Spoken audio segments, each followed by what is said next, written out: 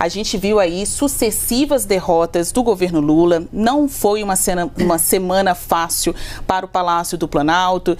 É o quê? Resultado da incapacidade do governo ou do desempenho da oposição?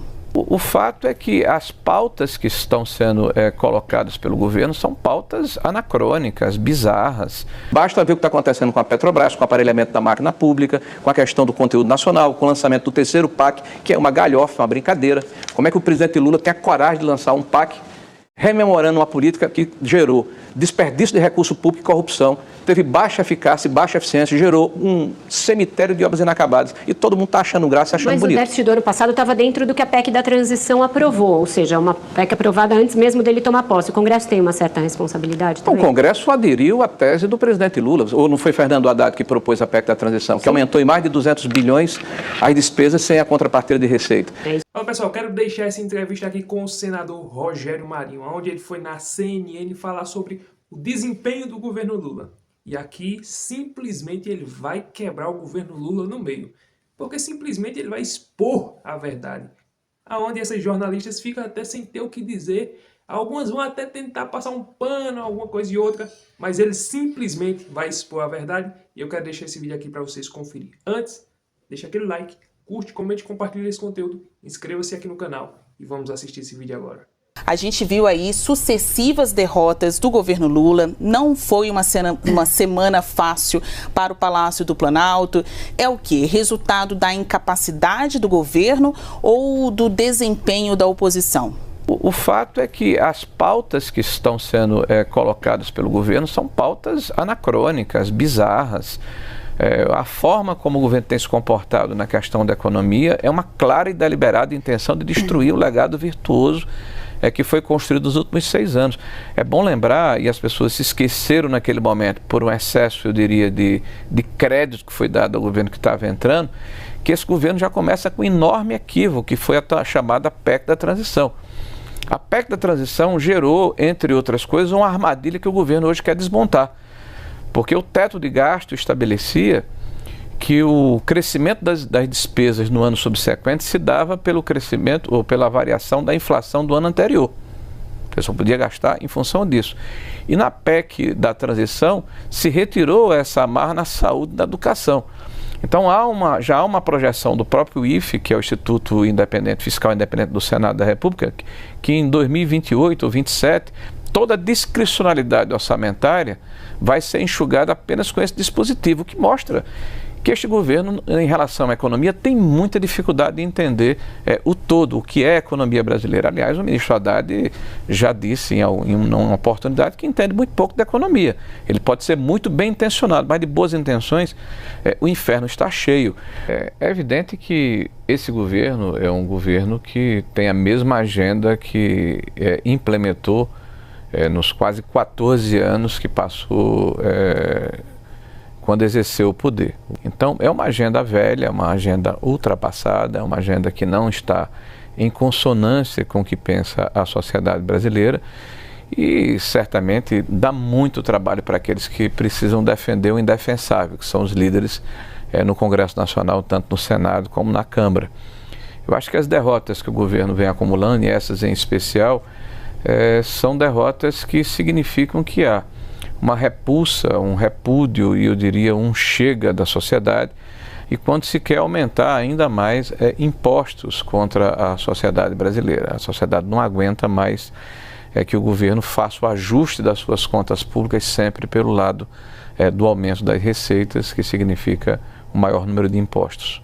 Isso significa que essa pauta ela é definida, no caso da economia, pelo Ministério da Fazenda, e nós não sabemos muito bem o que pensa o governo, porque toda hora há uma informação, uma declaração que não encontra ressonância nem sequer na própria equipe.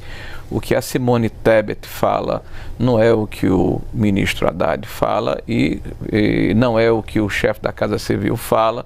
Então a gente sente que é um governo perdido, desarticulado e sem uma centralidade de ações.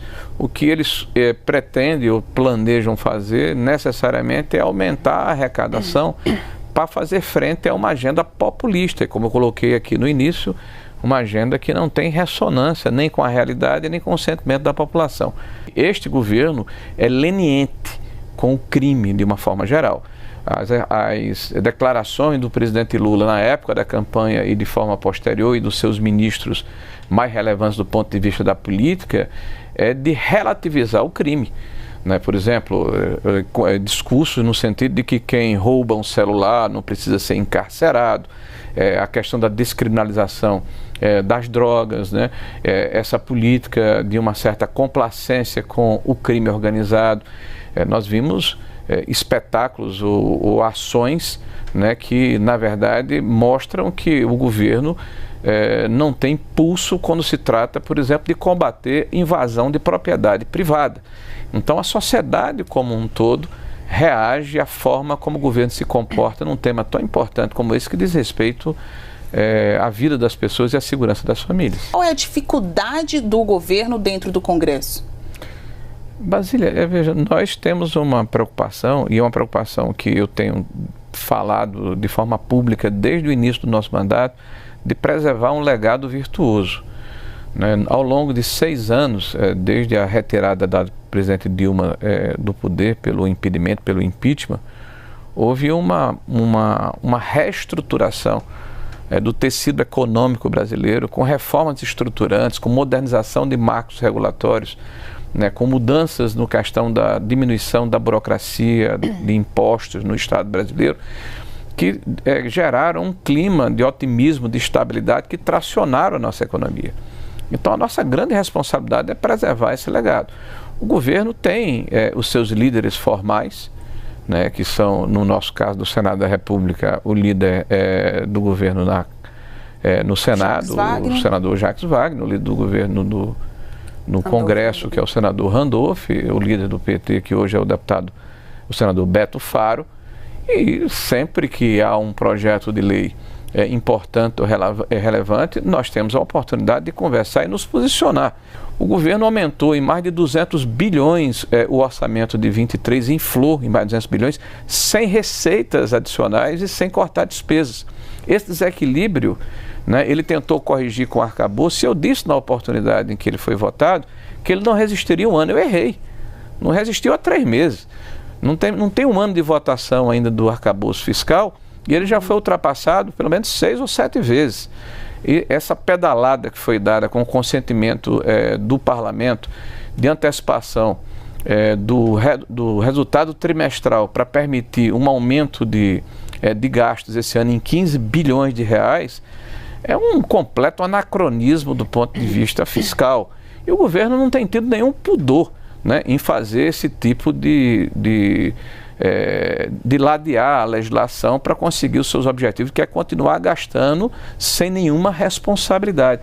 As pautas que estão sendo implementadas são muito ruins, desastrosas.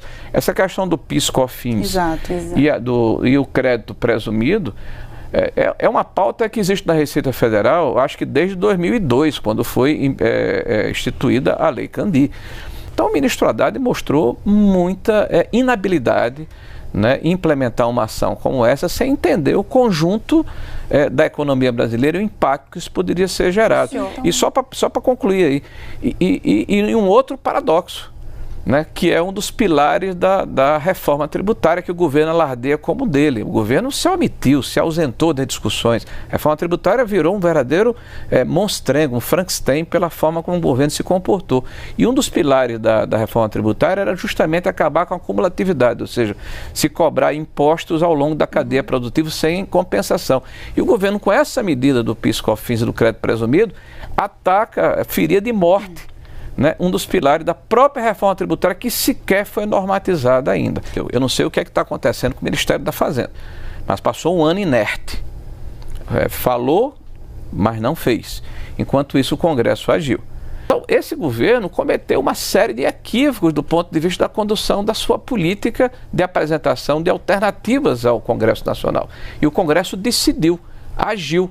E o governo, conversando com o Congresso, tangenciou o Congresso e ingressou com uma ação da AGU junto ao Supremo Tribunal Federal, que, por coincidência, caiu no ministro que havia sido escolhido por Lula e tinha sido, pasme, o seu advogado particular, que na campanha eleitoral ele disse publicamente, né, que não iria indicar advogados pessoais nem amigos, né? O que vocês vão fazer agora que o Haddad disse? O ministro agora falou essa semana, né, que não tem plano B.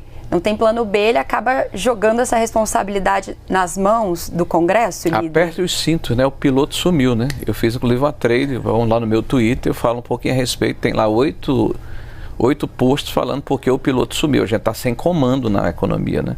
O que o governo precisa fazer é o seguinte: o governo precisa cortar, né, o que ele está colocando com gastos populistas. Então esse tal de PAC já gerou muito problema para o país.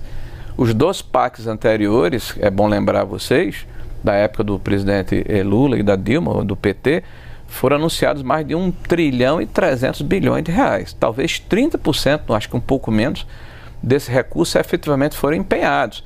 Talvez 20% desses recursos foram liquidados do ponto de vista financeiro. Eu fui ministro do Desenvolvimento Regional, eu herdei aí dezenas de milhares de obras paralisadas. E não foi de 8 meses, nem de 6 meses, não. Foi de 12 anos, de 14 anos, de 15 anos. Você imagina o prejuízo para o país. São projetos que são implementados sem planejamento, sem estrutura, sem condição de cobertura financeira, né? sem o planejamento adequado.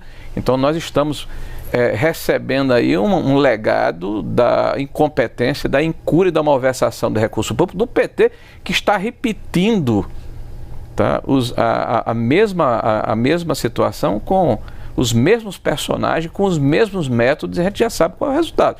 O governo tem onde cortar, corta no PAC, faz uma reforma administrativa, manda votar ou estimula a sua base a colocar a PEC dos supersalários. Nós vamos votar favorável, acabar com os supersalários no setor público.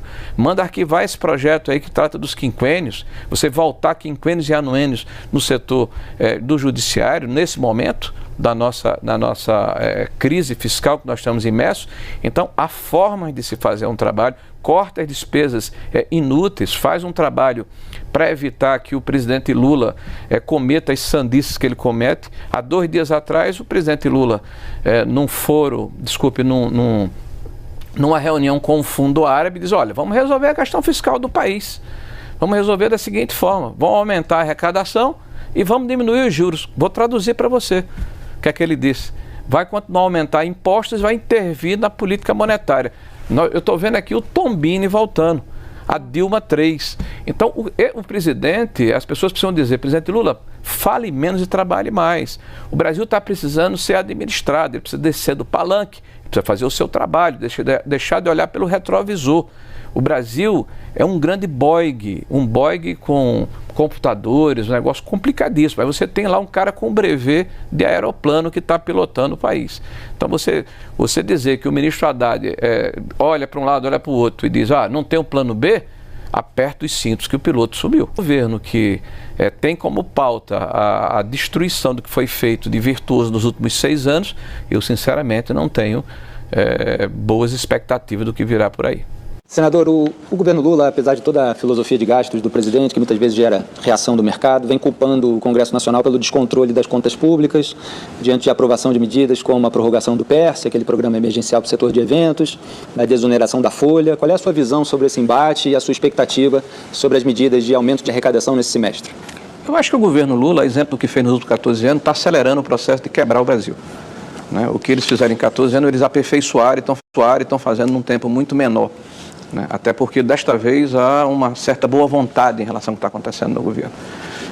Vejam que o déficit desse ano foi de 230 bilhões de reais, contra uma expectativa de pouco menos de 100 bi, né? 1% do PIB, deu 12,1%. Então toda a economia que foi feita em 4 anos de governo do presidente Bolsonaro, que mesmo com pandemia, mesmo com guerra da Ucrânia, mesmo com Brumadinho, mesmo com uma crise energética que foi a maior de 92 anos de crise de seca, né? Nós tivemos uma diminuição da dívida pública de mais de 2%.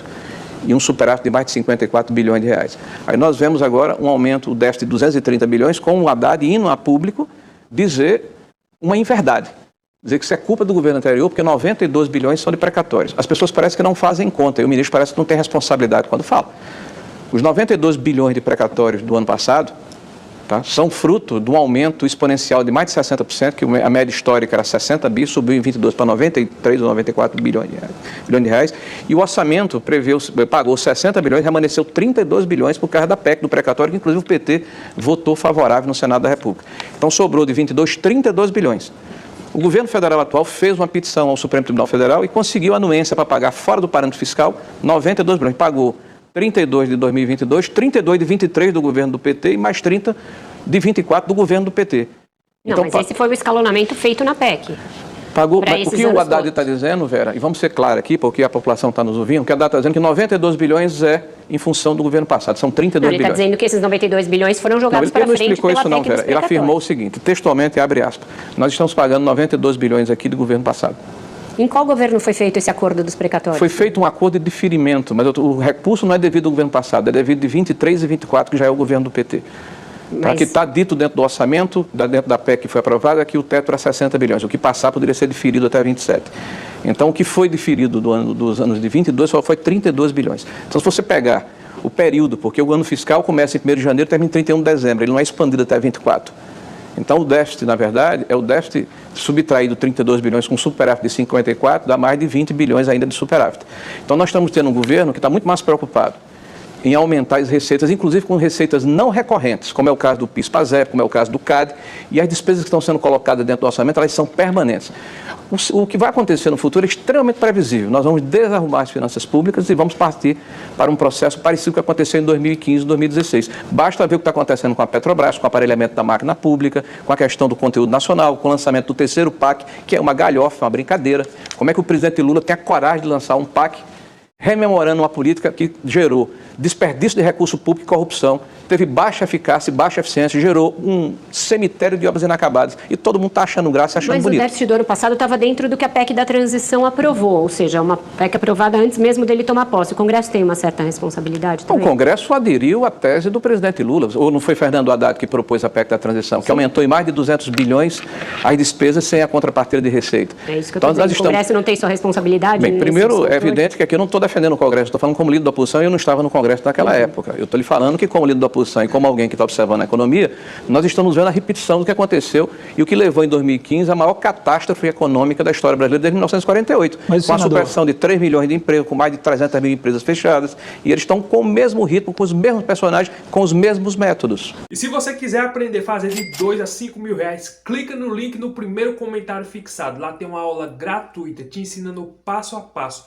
de como fazer de 2 a 5 mil reais aqui na internet. Isso é totalmente possível. Sem enrolação, não é jogo, não é tigrinho, não é aposta, nada disso. É uma aula totalmente gratuita. Clica no link, tá lá no primeiro comentário fixado e também aqui na descrição. Lá tem uma aula te ensinando como você fazer com o seu telefone na sua casa, passo a passo. Eu tenho certeza que se você aplicar o que está ensinando naquela aula, você vai ter bons resultados, como eu estou tendo. De 2 a 5 mil reais por mês, você pode fazer, desde que você estude e aplique um método da maneira como está lá.